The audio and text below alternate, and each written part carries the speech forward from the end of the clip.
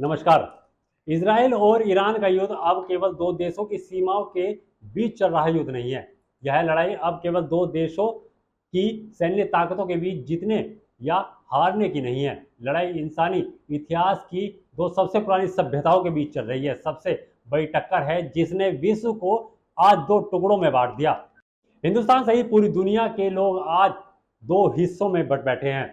कोई इजराइल की तरफ है तो कोई ईरान की तरफ है। इसलिए आज हम कह रहे हैं कि ये जंग परमाणु की आग में जो धधक रही है, ये दो सभ्यताओं की जंग है। यह जंग इस्लाम और यहूदी ईसाई सभ्यताओं के बीच टकराव की जंग है। यह ताकत की जंग है, यह अस्तित्व की जंग है। इस युद्ध में अच्छाई और बुराई का नैरेटिव सारी दुनिया ने अपने अपने हिसाब से तय कर लिया। किसी की नज़र में इजराइल सही है तो किसी की नज़र में ईरान सही है। दोनों ने अपना अपना सच, अपना अपना सही गलत खोज लिया। यहाँ पर युद्ध अब केवल टैंक मिसाइल से नहीं लड़ा जा रहा, बल्कि शब्द विचार, परमाणु महत्वाकांक्षाओं और उसके साथ इंफॉर्मेशन वॉरफेयर के तौर पर चल रहा है। जहाँ पर यह मायने नहीं रखता कि कौन ज़्यादा सही है, या फिर यह मायने रखता है कि कौन अपने अस्तित्व को बचा पाएगा, इजराइल या फिर ईरान। क्या यह युद्ध यहाँ तक ही सीमित रहेगा या धीरे धीरे पूरी दुनिया को अपनी चपेट में ले लेगा?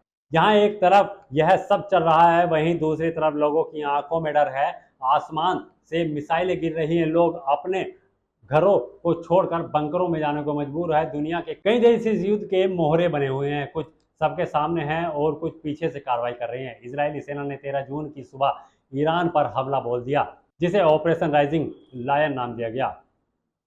इस ऑपरेशन के तहत इजराइल ने 200 से अधिक फाइटर जेट्स के जरिए ईरान के 100 से ज़्यादा ठिकानों को तबाह कर दिया, जिनमें ज़्यादातर ईरान के परमाणु और सैन्य ठिकाने शामिल थे। Moments ago, Israel launched Operation Rising Lion, a targeted military operation to roll back the Iranian threat to Israel's very survival. This operation will continue for as many days as it takes to remove this threat.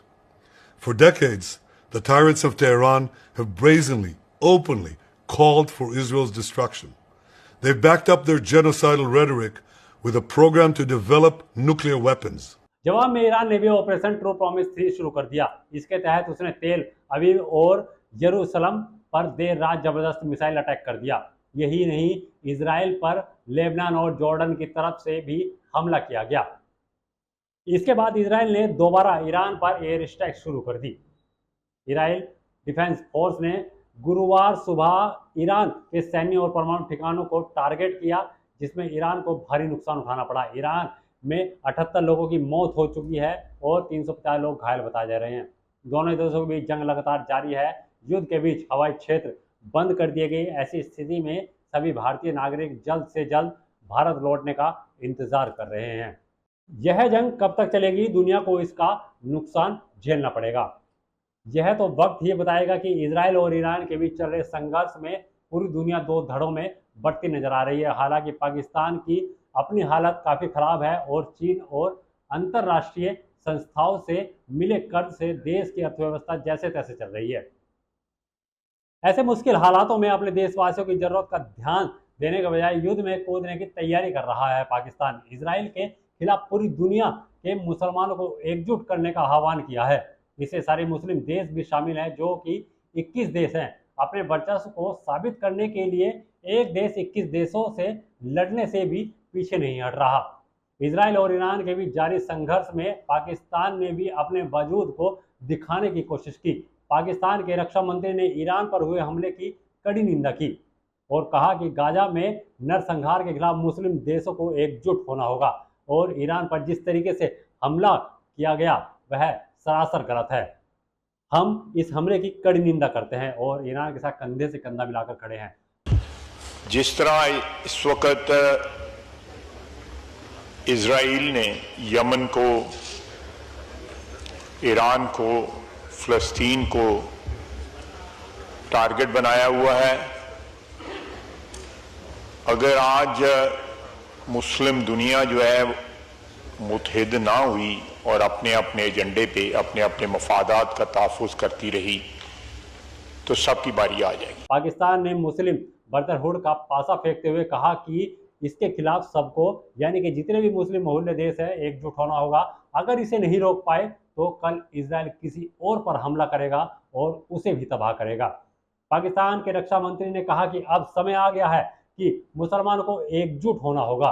हम सबका दुश्मन एक है, Israel, और उसे सबक सिखाने के लिए हमारी एकता बहुत ज़रूरी है। ख्वाजा आसिफ यही नहीं रुके, उन्होंने यहाँ तक कह दिया कि अगर इजराइल को आज नहीं मारा तो आने वाले दिनों में हमारी मुश्किलें और बढ़ सकती हैं।